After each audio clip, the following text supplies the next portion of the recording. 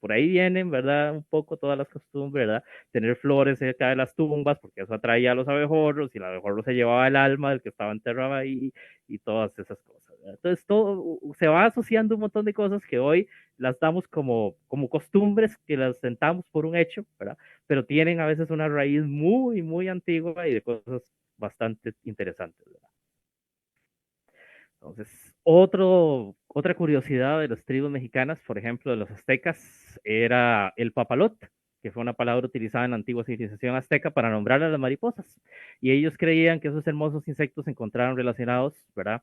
Con el más allá y todo ese asunto y la transformación, estaban siempre muy relacionados con el dios Quetzalcóatl. Y la tradición de volar papalotes viene desde muchas de esas épocas, ¿verdad? Relacionado con las mariposas que ellos veneraban, ¿verdad? Entonces, hasta que también se vuelan papalotes en otras partes y en otras culturas, ¿verdad? Pero no sabemos exactamente si el simbolismo andará por ese mismo lado, pero en México sí está muy relacionado con este tema, ¿verdad? Desde la época de los aztecas. Entonces, hoy en día muchos modernos pobladores continúan utilizando la palabra papalote, fue en lo que se convirtió, ¿verdad? Se convirtió en la palabra papalote en el castellano, ¿verdad? Y hay todas tradiciones, hay épocas festivas, hay festivales de volar papalotes y de todo, realmente todavía se mantiene muy vivo, pero la tradición viene desde esas épocas y por esas razones, ¿verdad? Y siempre, aunque muchos otros insectos lo hacen, ¿verdad? Tal vez la mariposa siempre ha sido como la más vista, ¿verdad? La más estudiada también desde el punto de vista científico, la más observada en su famoso proceso de la metamorfosis, ¿verdad? Y ese proceso de la metamorfosis es lo que hablábamos al principio. Nos da de un organismo que estamos viendo ahí, que está vivo, un gusanito, que come, que se mueve, que anda ahí, pero que luego se convierte en aquella pupa o en aquel capullo y prácticamente pasa a un estado que para cualquier persona que no tenga conocimiento, pues aquello es como un estado inerte, ¿verdad? Es como literalmente una cosita ahí que se paralizó y se murió allá adentro y se acabó, ¿verdad?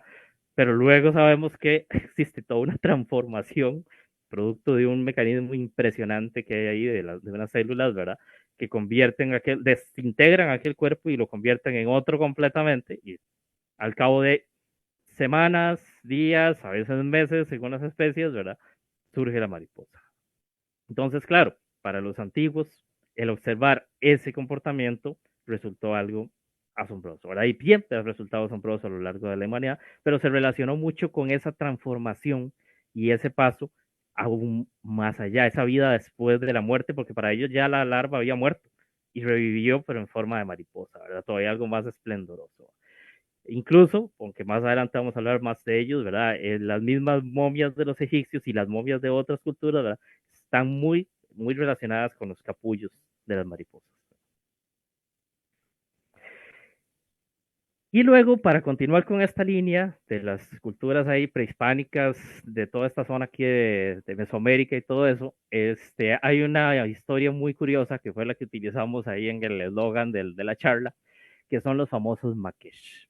Okay, los maquesh, el escarabajo maya del amor prohibido, que es como le llaman, que entre comillas es más una leyenda, un cuento, que no tiene así como que una representación real que se sepa que realmente fueron estas y estas y estas personas durante el Imperio Maya, no, eso no se sabe, simplemente fue una leyenda que fue pasando ahí de boca en boca y se popularizó mucho hacia el siglo XIX en la península de Yucatán.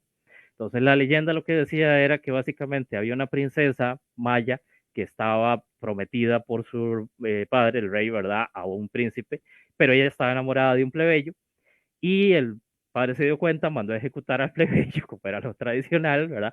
Pero para salvarlo, ella le pidió al papá que por favor lo salvara, y entonces para salvarlo lo que hicieron fue convertirlo en un escarabajo. Entonces, en vez de matarlo, lo convirtieron en un escarabajo. Y ella agarró al escarabajo y lo convirtió como en su joya particular. Y andaba siempre con ella, ¿verdad? Era él. Entonces se volvió una tradición, sobre todo en algunas tribus de la península de Yucatán, tomar a estos escarabajos, que es en específico los escarabajos del género Zophorus, y casi siempre la especie Zophorus chilensis, que ellos no son voladores, esta especie no tiene la capacidad de volar, sino que literalmente son como un tanquecito vivo, porque son súper, súper fuertes, son de los escarabajos y de los insectos más fuertes que existen en el planeta, y les pegan joyitas y les pegan cadenas y les pegan cositas, ¿verdad? Y los hacen como una especie de adorno viviente. Obviamente no es una práctica muy amigable con la biología del insecto, por supuesto que no. Tengo colegas y amigos allá en México que incluso han estado tratando de concientizar a la gente que ya no lo haga, que lo sustituya por una cuestión ya de artesanía o algo sintético, ¿verdad? Y que no agarren un bichito vivo para hacer esto, ¿verdad? Pero todavía si son como 100 años de hacerlo y ha costado y todavía existe la tradición, ¿verdad? No matan al bichito, incluso le dan de comer y los cuidan y de todo, pero sea como sea, estás interrumpiendo completamente su ciclo de vida y lo estás convirtiendo en una mascotica, ¿verdad? Muy bien. Luego, los aborígenes australianos, que tienen una historia muy, muy rica de leyendas y tradiciones, todo ese tiempo, miles de años que ellos vivieron aislados de todo el resto del mundo, ¿verdad? Los hizo tener muchas tradiciones y leyendas muy propias, muy autóctonas. Tenían unas leyendas muy curiosas de épocas de cambios climáticos y que se volvió muy difícil la sobrevivencia para sus ancestros. Y ellos hablaban de pueblos que adoptaron una actitud de prepararse para esas inclemencias, de guardar comida, de construir refugios, de todo ese tipo de cosas, y se asociaban con las abejas. Entonces decía que esos ancestros se habían convertido en abejas para sobrevivir. Y por otro lado, contaban que los que eran vagabundos, los que no guardaban comida, vivían del día a día, no construyeron refugios, todo ese tipo de cosas, se convertían en moscas y morían, ¿verdad? En poco, la famosa relación de la mosca, ¿verdad? Que muere en pocas horas o pocos días, ¿verdad? Entonces, tenían esta dualidad entre las abejas, los que tomaron el buen camino, y las moscas, los que tomaron el mal camino, ¿verdad? Entonces, esos eran sus insectos míticos relacionados por un lado uno y por otro lado el otro, ¿verdad? Y las abejas en general han sido sumamente apreciadas y queridas por la humanidad, por un montón de culturas, ¿verdad? En el hinduismo se relacionan con Krishna y cuestiones de la fertilidad y la sexualidad asociado a los procesos de polinización que ya se sabía de su contribución en la polinización desde hace mucho. La miel en sí siempre ha sido un recurso valiosísimo en muchísimas culturas, perseguido en algunas, ¿verdad? En algunos lugares más difíciles de conseguir que en otros, mercadeado y comerciado totalmente, ¿verdad? Incluso en la misma religión católica, en la Edad Media y todo eso se consideraba un regalo de Dios, prácticamente, la miel y la cera y todo ese tipo de productos, ¿verdad? Entonces, a las abejas siempre se les tuvo y siempre se les ha seguido teniendo en ese alto estatus, ¿verdad? Y lamentablemente las pobres las tenemos contra la espada y la pared hoy en día. Otro misticismo muy curioso es el de algunos pueblos de culturas norteamericanas, del sureste norteamericano, sobre todo los Hopi, que tienen muchas leyendas y muchas historias sobre lo que ellos llamaban el pueblo hormiga. Entonces, y hay pictogramas y grabados muy bonitos, incluso vestimentas que todavía está así, bueno, hay algunas fotografías de la época del salvaje oeste, ¿verdad? En que todavía se encontraban algunos de estos aborígenes vestidos así en sus ceremonias. Y ellos hablaban de que era un pueblo subterráneo, que eran como más bien los primeros seres vivos como tales, como civilización, que vivió bajo tierra y que en un momento salvó a la humanidad, enseñándoles cómo cultivar, cómo protegerse, protegiéndolos en refugios subterráneos, todo ese tipo de cosas. Entonces, siempre ha sido un poco de misterio de dónde viene toda esta relación o si fue simplemente una analogía a ellos observar el comportamiento de las hormigas o qué, pero sí tienen una muy, muy rica historia relacionada con este cuento del pueblo, del pueblo hormiga, ¿verdad? Para estas culturas norteamericanas, de los nativos norteamericanos.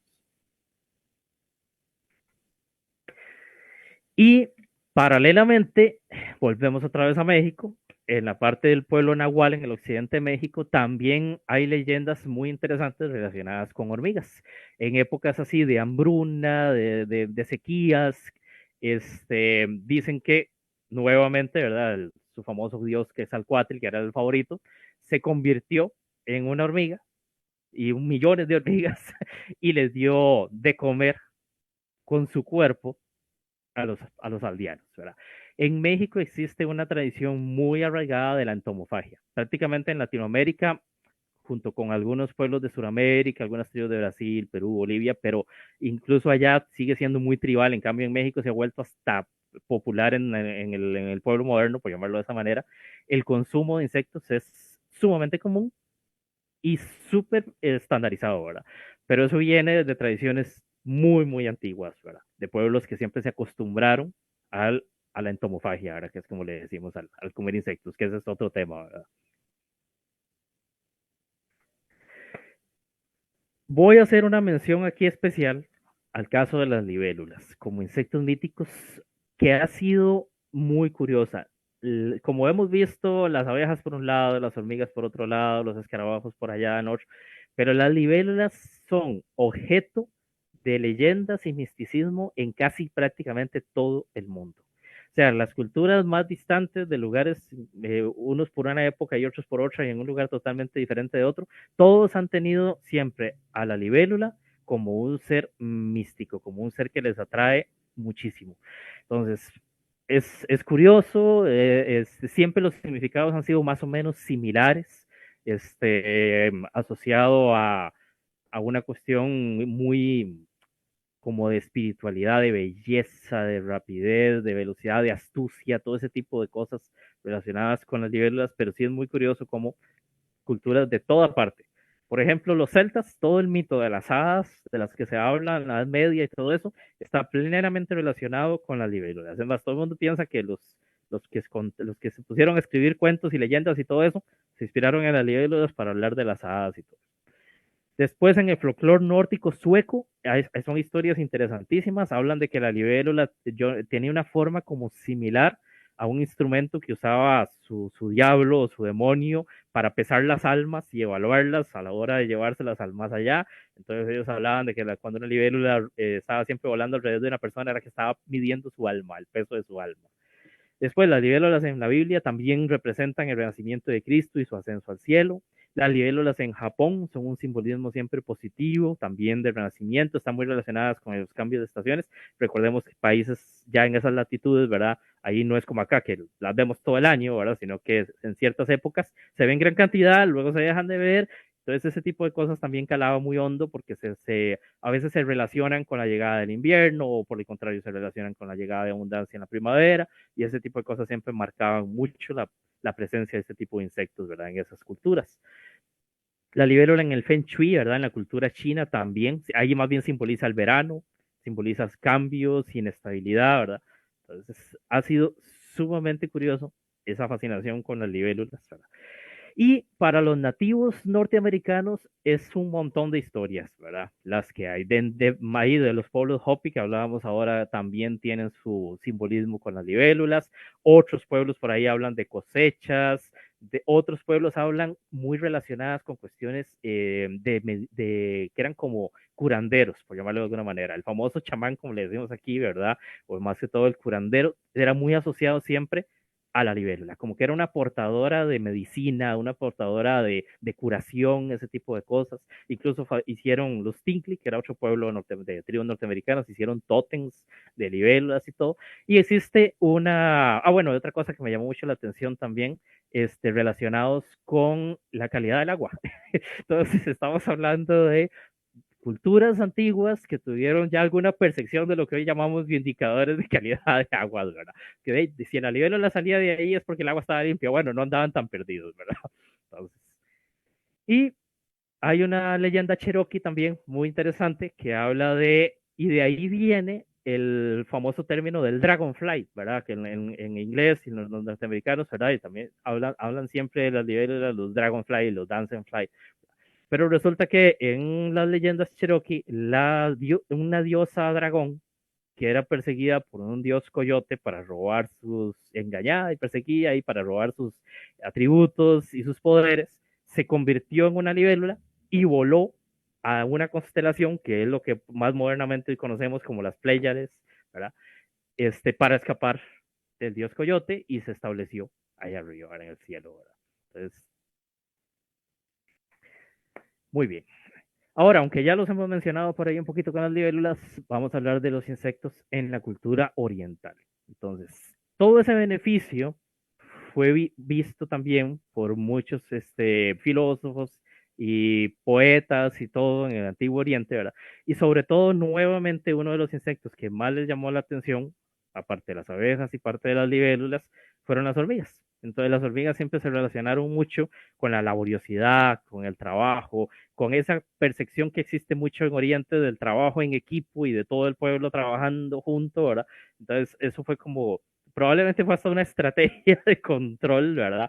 Pero sea como sea, la hormiga se volvió un emblema místico del ideal del trabajador y del poblado, y del miembro productivo del pueblo, ¿verdad? Por llamarlo de esa manera. Y estas señoritas, las famosas cigarras o chicharras, como les decimos aquí, ¿verdad? Cicaidas, que es el término más científico, son sumamente apreciadas en las culturas orientales, tanto en China como en Japón y otras partes de Corea, todas esas zonas ya es uno de sus insectos favoritos, ¿verdad? Y entonces tienen muchísimas historias y leyendas, han sido grabadas en piedras preciosas y de todo. Eh,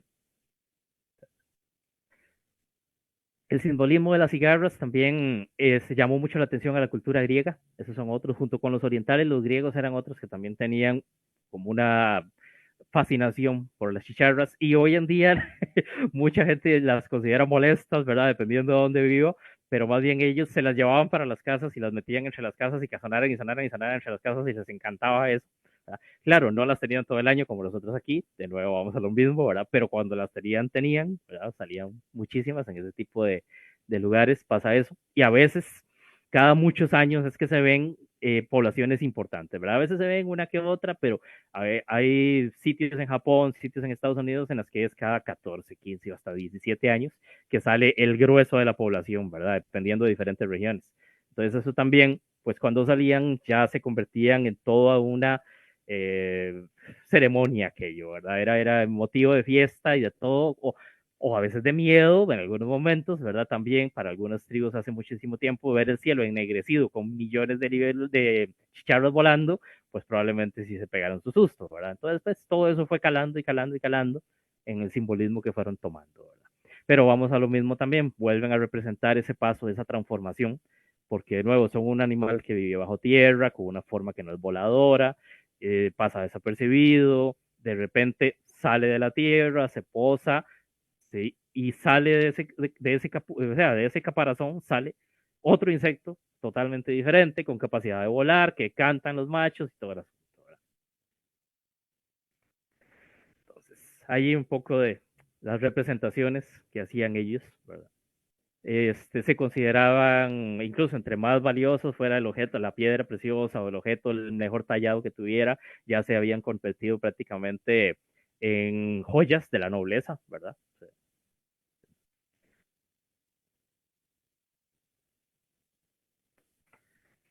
Y vamos con estos chicos. Ok, muy probablemente sea el insecto mítico más famoso del mundo, ¿verdad? Los famosos escarabajos del antiguo Egipto, ¿verdad? Y todo el mundo se acordará de los que salen en las películas de la momia y todo eso, ¿verdad? Bueno, la civilización egipcia concedió al escarabajo un estatus verdaderamente divino. Y no solamente una función, le otorgó un montón de funciones y un montón de cosas. Pero en esencia, la raíz de donde vino toda esa importancia que le dieron fue en esa como analogía que ellos vieron del escarabajito dándole vuelta a aquella bolita de estiércol en el desierto, ¿verdad? Y que siempre iba ahí, todo minucioso, caminando de espaldas, moviendo aquella bolita hasta llevarla a su madriguera, a su refugio, ¿verdad? Y ahí criaba a su descendencia, que en algún momento, en los principios de los misticismos egipcios y cuando empezó toda la representación divina, ellos asociaron eso con el movimiento del sol y la tierra. Entonces, literalmente tuvieron como una especie de analogía de que había un escarabajo gigante que movía el sol, que movía la tierra, bueno, todo ese tipo de cosas, ¿verdad? Y empezaron a repartir ellos todos sus dioses en sus elementos naturales y astronómicos, ¿verdad? Y al final, entonces, este escarabajito terminó teniendo esa representación tan importante a lo largo de todos los miles de años de la civilización egipcia. ¿Por qué?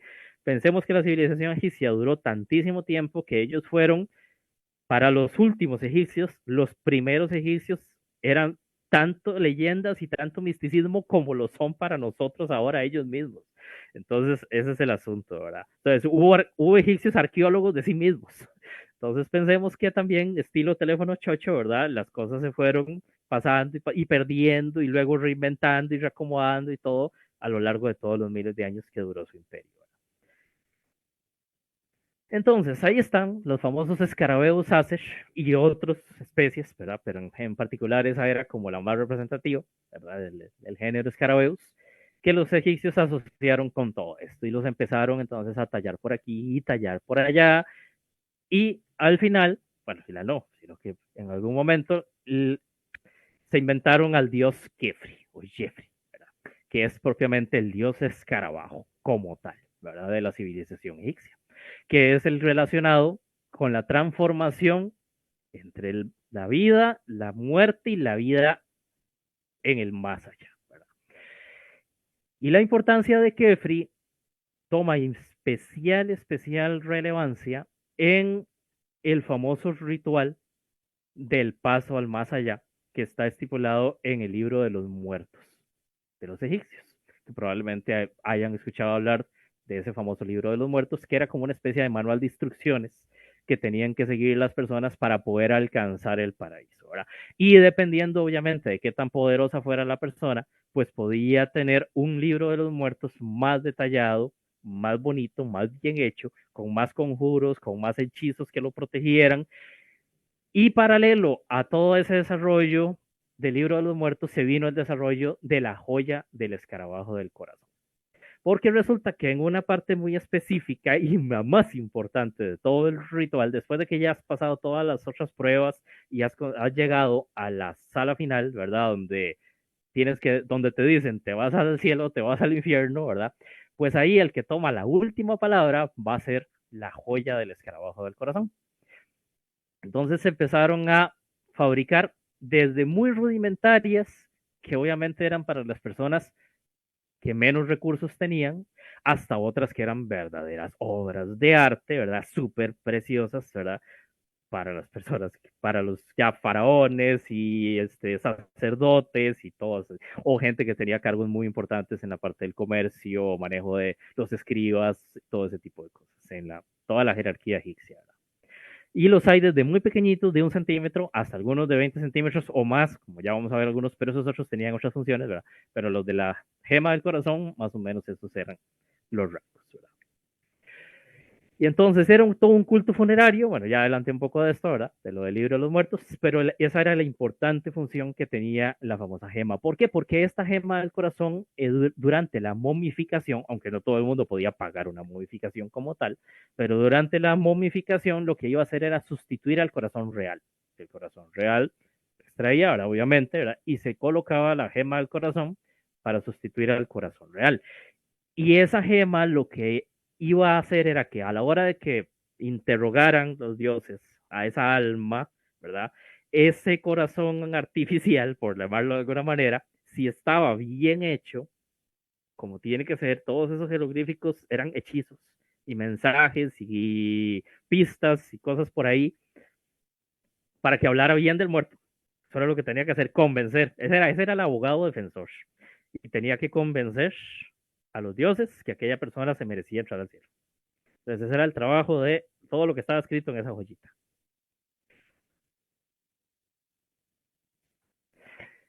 Y finalmente, ese escarabajo del corazón se ponía en una balanza. En la balanza que decidía si te ibas para un lado o te ibas para el otro. Si te comía el demonio Mut o si pasabas al paraíso. Y en un lado de la balanza se ponía la joya del corazón y en el otro se ponía una pluma de la diosa Mat. Y si se equilibraban, pasabas al cielo. Pero si pesaba más o pesaba menos, te comía el demonio. Así de sencillo. Entonces, esa es la parte, así es, el momento cúspide del famoso libro de los muertos de los egipcios.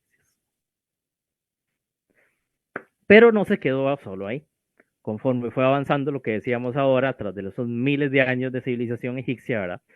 Algunos faraones y algunas personas importantes tomaron ese simbolismo del escarabajo y lo convirtieron también en sellos personales particulares, como aquellos sellos que usa el sellos que usa el Papa, ¿verdad? O los sellos que usaban los reyes, ese tipo de cosas, pues ya se empezó a implementar ese tipo de mecánica y los escarabajos pasaron no solamente a ser entonces esa joya de que decidía el paso entre el más allá, sino también un sello de poder, un sello de estatus. Y ahí vamos a lo mismo, ¿verdad? Entre más elaborado y más fino y más todo, ¿verdad? Y terminaban siendo pues, sustituto hasta de una firma de un faraón, una firma de un regente, de un sacerdote. ¡Puc! No, no, simplemente es el sello del escarabajo en el papiro. Ah, bueno, este es el escarabajo de aquel. Entonces, y todos los grabados que tenía ahí, si es la representación de tal familia, de tal dinastía, de tal esto, de tal el otro. Entonces tomaron esa importancia los famosos sellos escarabajo. El más famoso de todos fue el escarabajo de Tutankamón, que es un faraón que todo el mundo ha oído hablar de Tutankamón, ¿verdad? Y que él en particular tenía muchísima afición al escarabajo y se convirtió en su sello personal. Tanto así que en 1922, cuando la famosa tumba de Tutankamón que abrieron y la maldición y que se sabe que varias gente se murió después de abrirla, bueno, hoy sabemos que fue porque se tragaron un montón de esporas de hongos que estaban ahí latentes, ¿verdad? Y todo ese tipo de cosas, pero entre todos los tesoros que se encontraron, porque nunca habían encontrado una tumba tan intacta, con todo, las anteriores siempre habían sido saqueadas, ¿verdad? Sino que esta estaba increíble.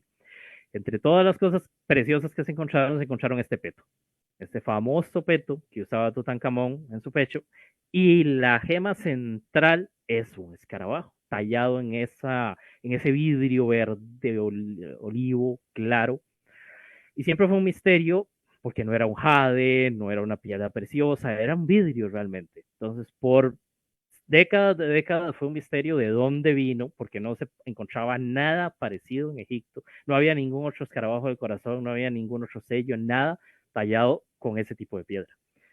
Y luego, mucho tiempo después, descubrieron que eso era lo que se conoce como el cristal líbico.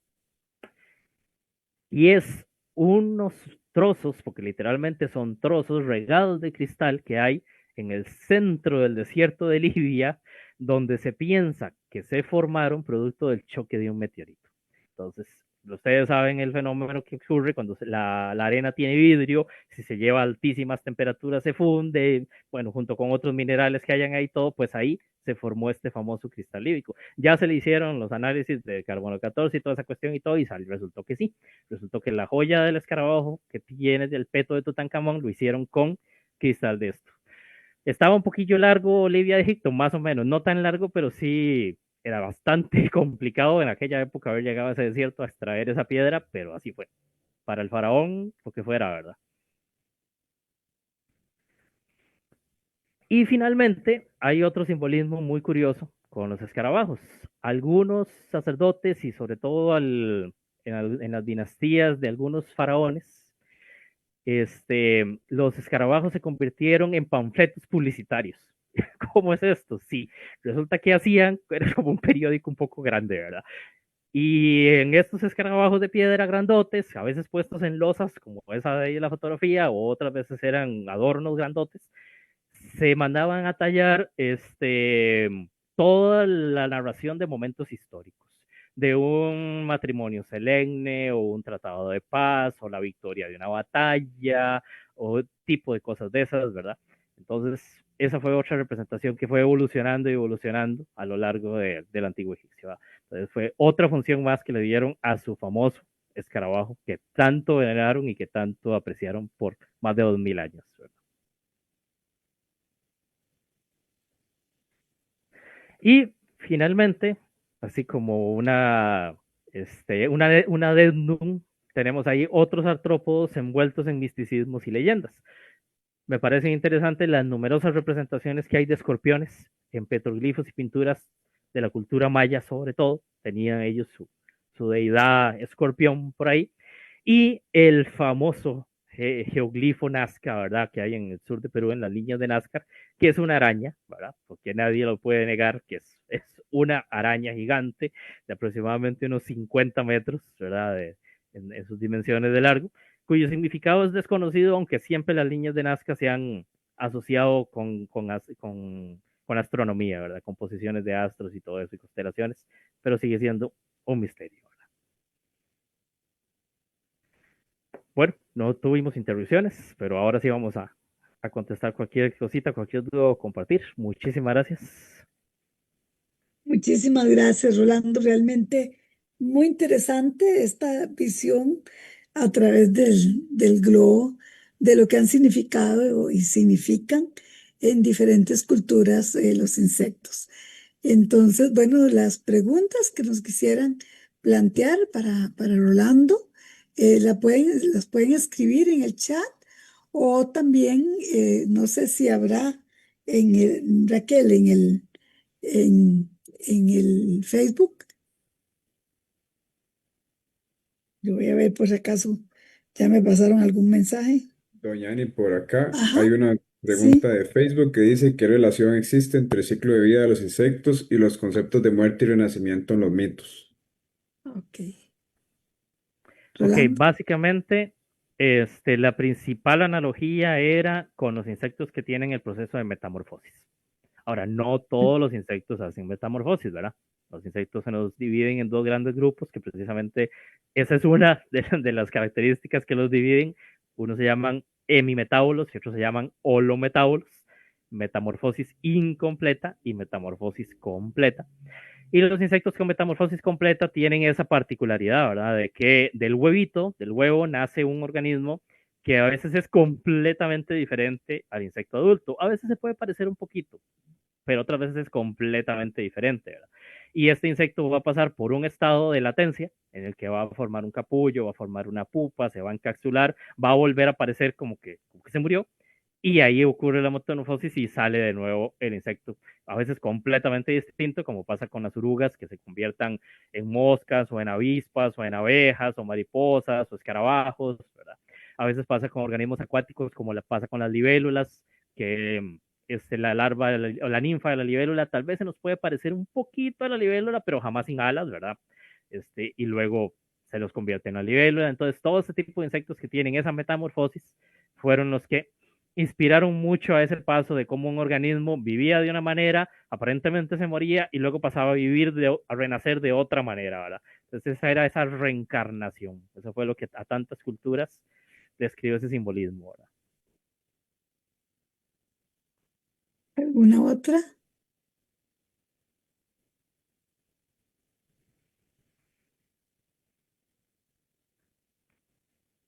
¿Alguna otra pregunta ya en el Facebook? Y no sé, los que están aquí a ver, hay nuevos, vamos a ver. Ok, dice En aquí, el chat, doña Ani. aquí estoy viendo, sí. ¿Saben en cuál museo o dónde se conservan el escarabajo de vidrio del desierto de Libia? Ese está en el Cairo. Ah, Si no, ese está en el Cairo. Sí. Hay algunas cosas de Tutankamón que están en el Museo Británico y en el Museo del Louvre en París también, pero el peto de Tutankamón sí está en el Museo del Cairo en Egipto. aquí hay otra que dice, si se sabe alguna información y de otras constelaciones y su origen, por ejemplo, un momentito que es que no me deja leer el...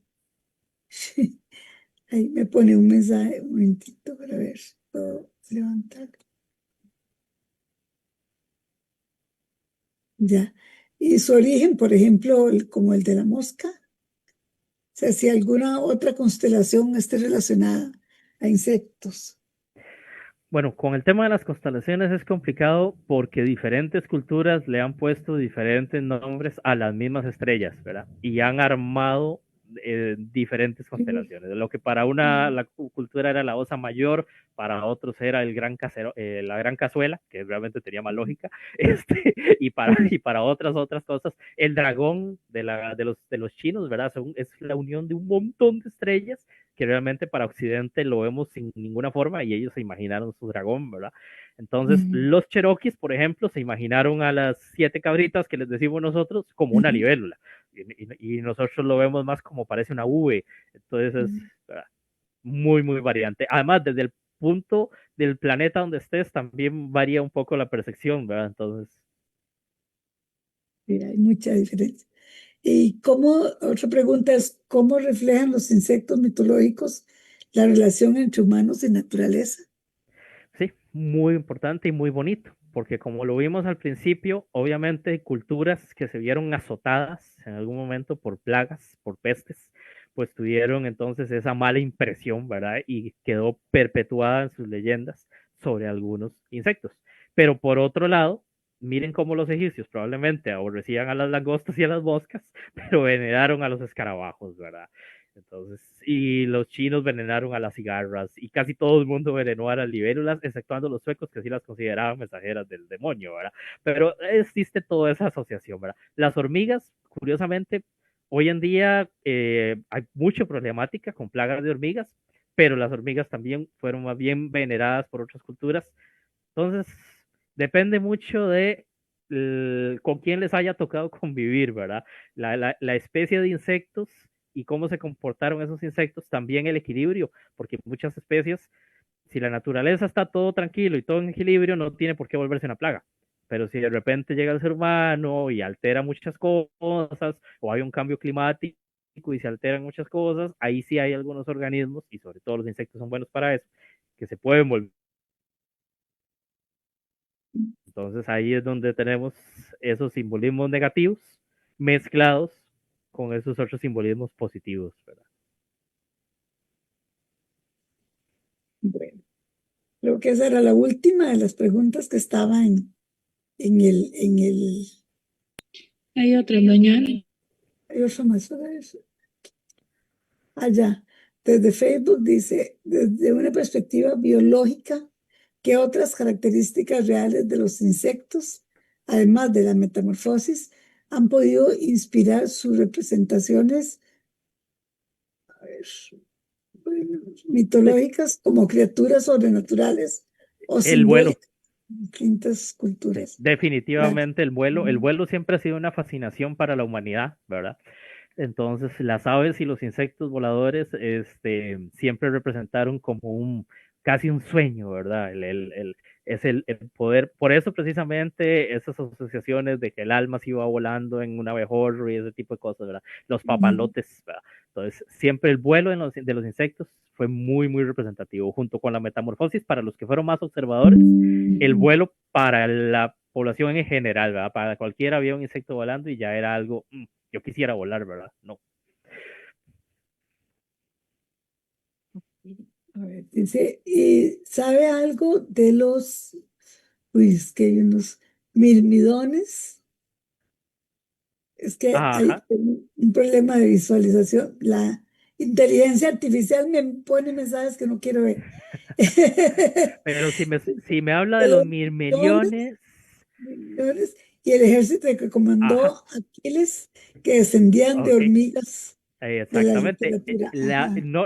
No lo mencioné, pero es la última imagen de la presentación, la Ah, ok. vasija, la vasija con el guerrero, con el escudo, con el insecto. Así mismo. Exactamente, sí, había un simbolismo de los famosos mirmillones del ejército espartano, y ellos, en cierta forma, la inspiración filosófica era por cómo trabajan las hormigas en conjunto y cómo atacan en conjunto, cómo se mueven en conjunto, cómo se defienden, todo eso. Entonces era una inspiración para los ejércitos, para cómo entrenar y cómo moverse los soldados espartanos. Hay otra que dice, los termiteros también como estructuras subterráneas con sistemas de ventilación que ya se han realizado en arquitectura para edificios. Ese Correcto. es otro Pero bueno, ejemplo. ya eso da la parte, Es ya entramos estructurales. en la arquitectura biológica. Exactamente. Luego dice, en piezas de figuras realizadas por nativos costarricenses de insectos como alacranes, ¿hay alguna relación religiosa? Muy probablemente no hay muchas, porque no hay tanta representación de insectos en las culturas aquí de la Mesoamérica, de Centroamérica, por llamarlo de esa manera, Sí. pero sí hay algunas mariposas por ahí, hay algunas abejitas por ahí, este, y los escorpiones, bueno, no son insectos, pues son artrópodos, pero ahí están también, ¿verdad? No falta alguna araña siempre por ahí también. Pero sí, sí. Bueno, también es que muchas veces tenemos un problema. Eso pasa con los tótem estos de los nativos norteamericanos. A veces no se termina de distinguir si aquello es un pájaro con el pico muy largo, o es un mosquito, o es una libélula.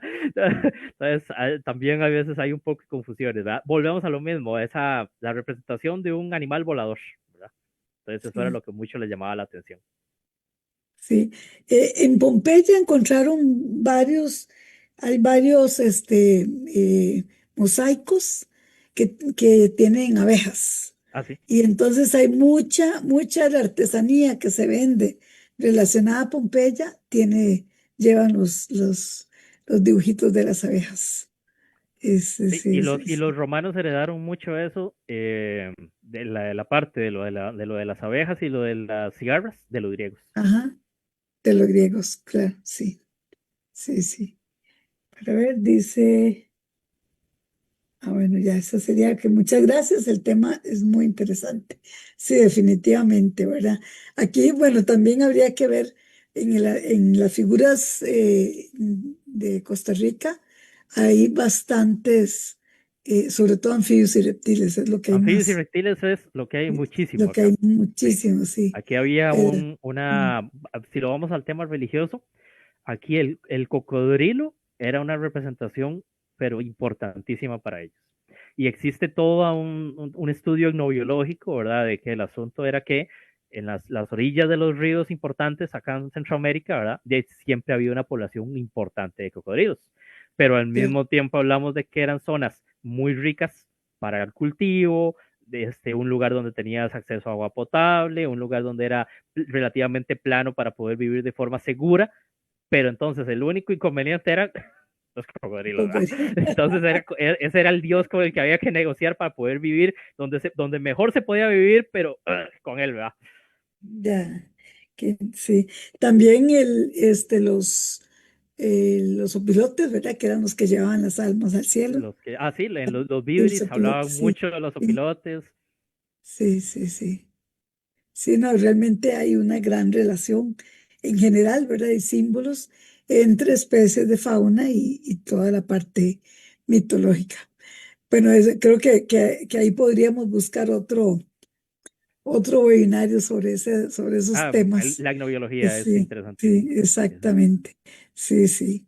Bueno, no sé, ¿es que hay alguna otra pregunta aquí ya en el chat, así ya acabaron. Bueno, tal vez Rolando, un mensaje final para nuestro cierre. Bueno, no, muchísimas gracias por la atención. Quisimos hacer algo así como diferente, no tan Mm, científico esta vez, ¿verdad? Pero sí deja un mensaje muy importante que, como vieron, las culturas antiguas supieron apreciar las dos caras, supieron aún así culturas que fueron devastadas, como sucedió muchas mm, veces, devastadas por plagas, ¿verdad? Pero al mismo mm, tiempo no satanizaron a todos los insectos, no les fueron a echar insecticida a todos, ¿verdad? Sino que sí, supieron valorar y supieron separar, ok, bueno, estos nos perjudicaron, pero estos nos benefician, estos no nos están haciendo daño y nos gustan, o sea, supieron en todo su misticismo y con su falta de criterios científicos, supieron hacer esa diferenciación y valorar a las cosas por lo que eran y separar los conceptos, ¿verdad? Entonces, hoy en día también tenemos que tomar eso para nosotros mismos, ¿verdad? Y una persona, bueno, ok, no meterle zapatazo a todo, como dice uno, ¿verdad? Como decimos los entomólogos siempre, ¿verdad? Pobre abejoncito de mayo, no es una cucaracha, no es una mosca, ¿verdad? Pues las épocas en mayo, junio, abril, ¿verdad? Cuando empiezan las primeras lluvias y van echando todos a la casa, ¿verdad? Y la gente los zapatea y les echa insecticida y les echa ray de todo, y realmente estos chicos no le están haciendo daño a nadie, ¿verdad? Entonces, hacer nuevamente esa separación que hasta nuestras culturas antiguas tuvieron y supieron cuidarse de unos por un lado y apreciar y valorar la importancia y la belleza de otros por otro lado, ¿verdad? exactamente. Bueno, muchísimas gracias, Rolando. Realmente creo que hemos aprovechado mucho de todo este conocimiento y sobre todo, pues muy interesante la relación que se ha hecho a través de la historia y el símbolo de los diferentes grupos de insectos y otros invertebrados que nos presentaste la noche de hoy. Muchas gracias a todos por acompañarnos y también por sus preguntas, porque así pues nos permiten profundizar en algún otro aspecto que tal vez no fue tocado durante la conferencia, pero que le da este realce, esta importancia. Los invitamos a continuar en el programa. Tenemos un programa bastante fuerte para todo el mes de octubre, así es que les agradecemos nos acompañen por cualquiera de los medios y recordarles de que queda grabado y pueden repasar la conferencia en el canal de YouTube del colegio. Muy buenas noches a todos y muchas gracias. Buenas noches, muchísimas gracias.